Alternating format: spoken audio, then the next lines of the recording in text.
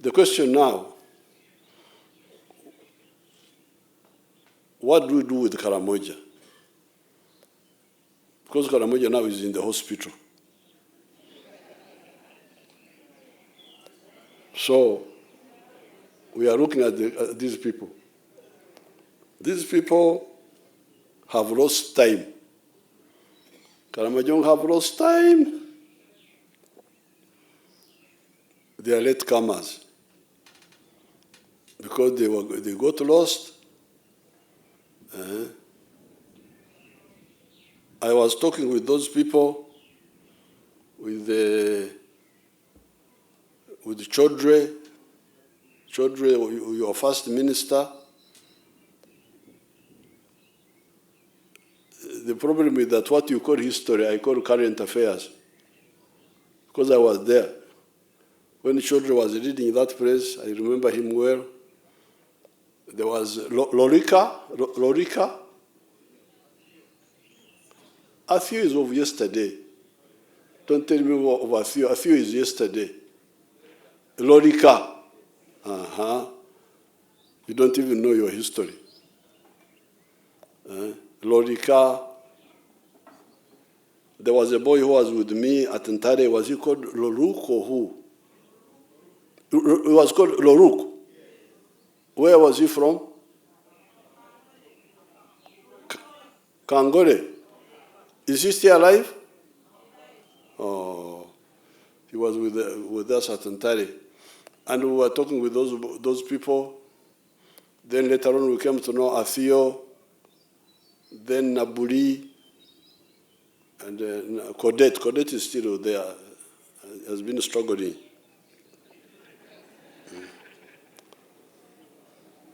Now, so, even today I was discussing with the small group I met, and we said now, Karamoja, multiple health problems. It's not just one disease. Because like Seku's group, the Budaka Parisa, their sickness is when only working for Akoik is what? Akoik only. How do you say it?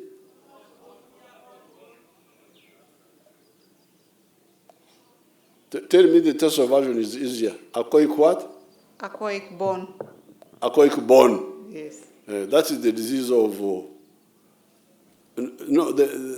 Seku's place. Parisa. Akoik bone and agriculture without Akimara. Those are their two sicknesses.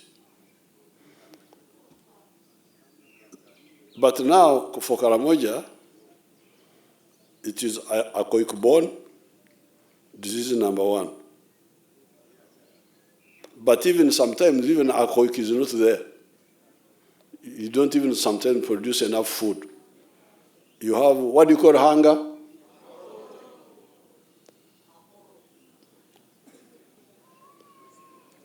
Your Excellency, Akoro. Akoro. Yes, sir. Akoro. You know, I know more Luo now because when the priest was praying, I could follow everything he was saying. The priest was praying in Abim language. I know more Luo. So you say Akoro. Akoro. So number one, I think we should start with Akoro, number one. Yes, sir. We must defeat Akoro now. Sit down. You can sit down. With Karamoja, problem number one is Akoro. So we have to defeat Akoro. This year people, Karamajong are really tough people. The way they suffer. These other fellows will not manage to suffer like you fellows. Many of these sitting here are full of food they eat. But the Karamajong, how they manage Akoro. You know, I had a friend of mine the man from GA, who became my friend when they were causing trouble the other time, he was one of the cattle raiders. I invited him. We met in Adilang near the border there. And he was fearing to come. He thought I would arrest him or kill him. But when he came, we talked. I gave him food. He ate. And then we started talking. And then he said, even now I feel the stomach paining me, because the stomach was not used to food. Can you imagine? Huh? He said, as I'm sitting here, I don't feel comfortable because the stomach has not eaten for a long time. So the food you have given me is causing me a problem. So we became friends. I gave him cows. Then he gave me another bull. There's the man who gave me a bull. Do you know him? The one from near Kotido.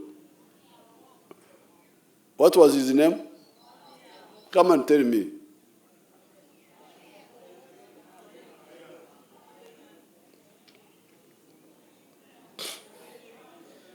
His Excellency, his name was called Matia Longoko.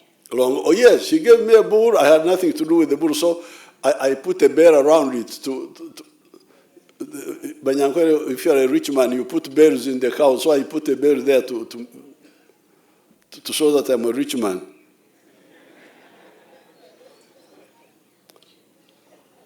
So we must defeat hunger first.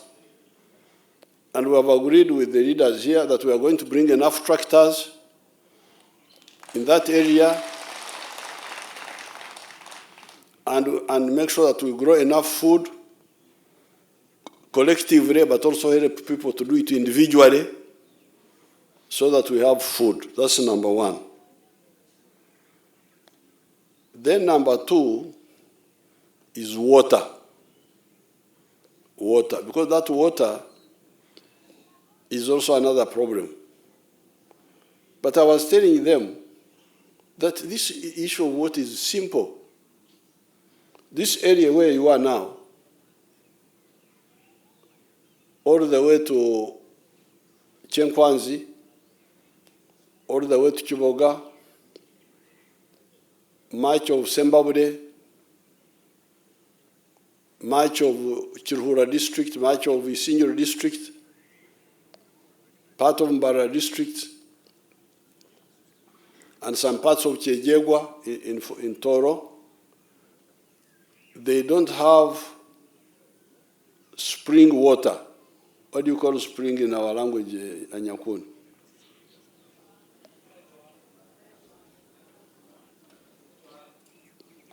Your Excellency, it's called Echoa. Etowa. Echoa. Echowa. Yes, sir. Uh-huh. Now, some parts of Uganda, like some parts of central Uganda, and some parts of Ankwere, like in Tungamo, where I was born, they have Echowa. The water from underground, very good water. And when I was growing up, as a cattle boy, I was always watering our cows from the underground water.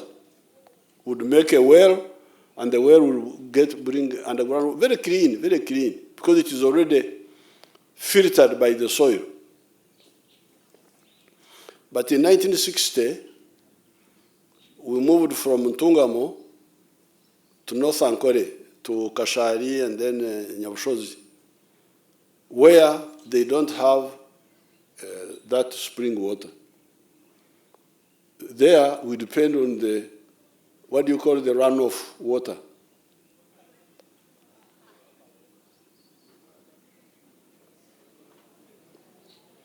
Akalele. Akalele, like alele like in Luo. Yes, akalele. Akalele.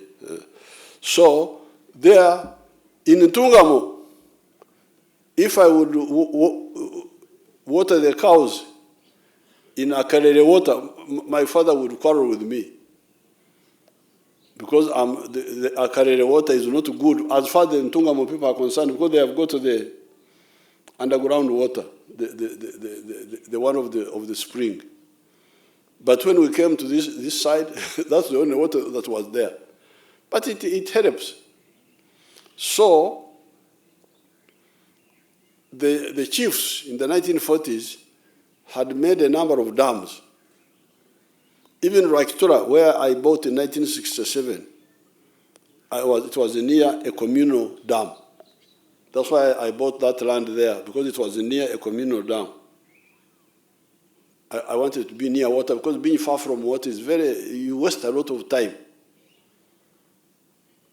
But now, of course, I've made my own dams, so I no longer use the communal dam, I have my own dams.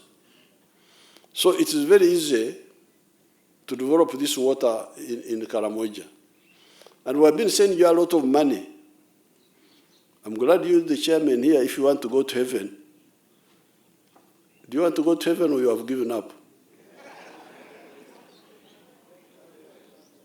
Me, I'm looking forward. So, because when Mama came to Karamoja as minister, she found that each district in Karamoja was getting 800 million shillings a year for water. So she said, where is this money? Where is this money going? Maybe you can tell me where the money was going, you the chairman. Please speak out so that God can open the... God forgives. Don't worry about what happened in the past. How much money is each district getting for water now? And where is the money going? So anyway, Mama was able to come in and make some dams, some made by the Ministry of Karamoja, others made by the Water Department. You have seen some of them, like Kobebe and others, Arachet or something. So water is there. There is water in Karamoja. Karamoja is not a desert. There is water. Akipi, you call it Akipi? Hey, Akipi is there. We just need to trap it. This is how these areas are like here. They depend on dams and water tanks. I asked my staff, Agaba, the information I asked you for the water. So we are going to continue, but the chairman, you need to tell me where the money is, how much money you are getting and what it is doing now. For water, the ones who are here. This is a born-again center. You get saved here. You say, God, forgive me for what happened in the past, and God would forgive you. So that would be the second step. But I was asking my team, CDF, the ministers, Anyakun and the others, said, what do we do in the meantime? Because you see, I don't want blood transfusion. Somebody's about to die, but is saved by blood transfusion. The blood of others. Then when you don't bring the blood, the one person dies. That's not good. I want the Karamajong people to have their own blood system.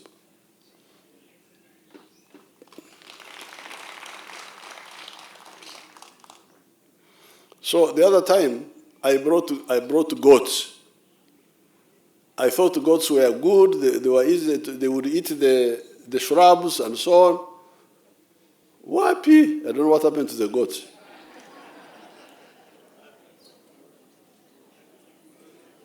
So now, I have got one of my daughters, the one who brought me the Karachuna, Natuk, Judith. She's here. Okay. Recently I asked her, I said, what blood transfusion do I give my Karamajong? Do I give them water? Do I give them... When somebody is on drip, you must see what to give. You told me sheep. Come and tell me why you thought sheep. Come. She thought sheep were what? I didn't know how sheep were different from goats.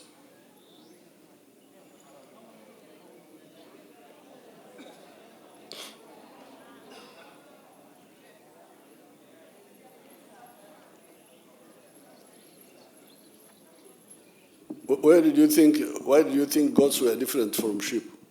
What happened to my goats?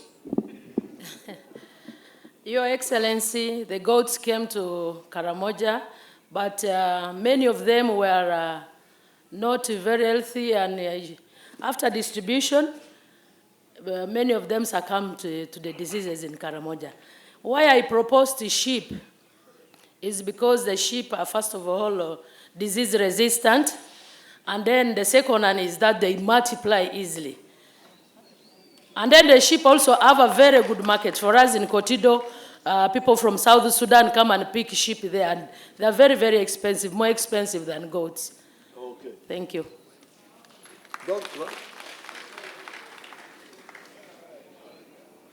So what you do before you disperse, sit down with my team here, with the division commander, and agree on what do I, because I want to see something I can quickly give. Now, once we deal with the food, with the water, I want the households to get something they can get money from quickly.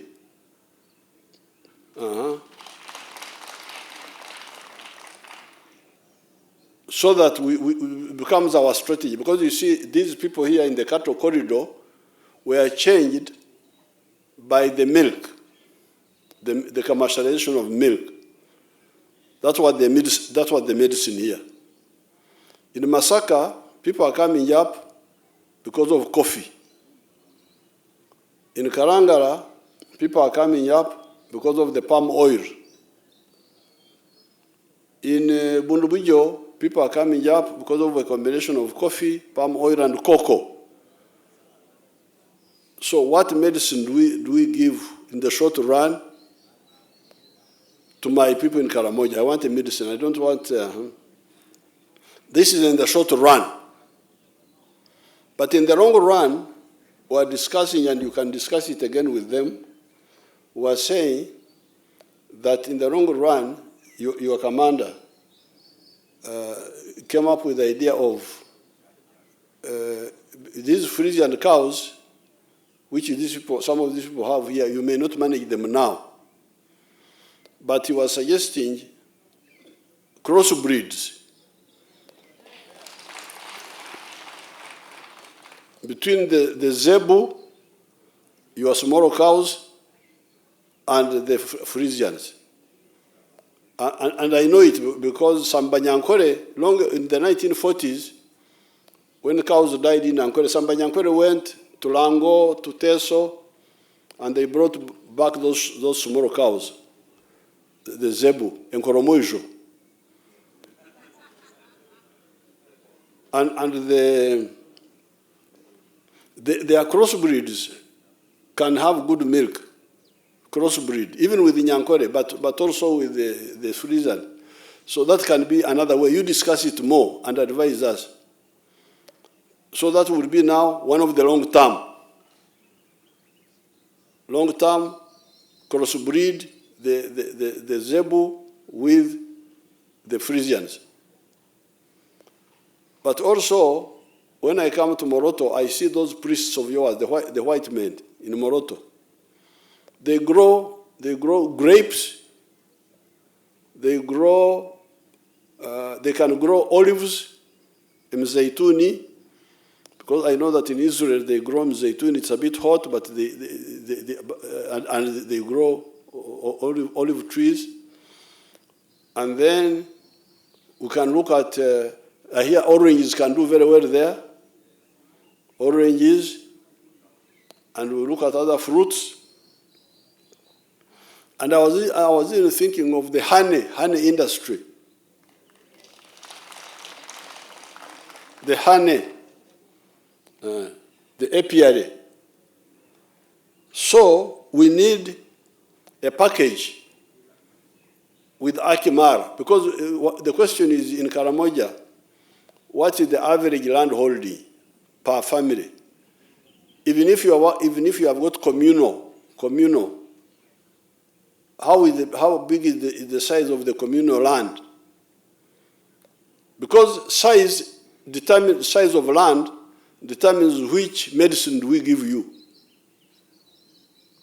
If you have got small land, we give you certain medicine to deal with each one. If you have good, so we need to answer that question. Whether you are working as a family or as a clan, what is the family size, the land size? So therefore today, we are here to really pass you out, but I want you to go and have more discussion. Then we can come and conclude later, not maybe with some of the leaders, so that we have a consolidated package for Karamoja of wealth creation and each and elimination. Now, the other smaller points you are making, those are smaller points. That one I noted in your memorandum. Because those are not the answer. Even if we compensating cows, even if I compensate you now, how about tomorrow? We need a solution. How about the ones who will not get compensation? Because the ones who will be compensated are few. You put in the memorandum, but me, I want to empower your body. Because like these cattle keepers here, they are now independent people. They are getting income from their cow, their milk, every day. That's what I want Karamoja to be like. I don't want Karamoja to remain a vulnerable area, suffering, hunger, what. It's not correct.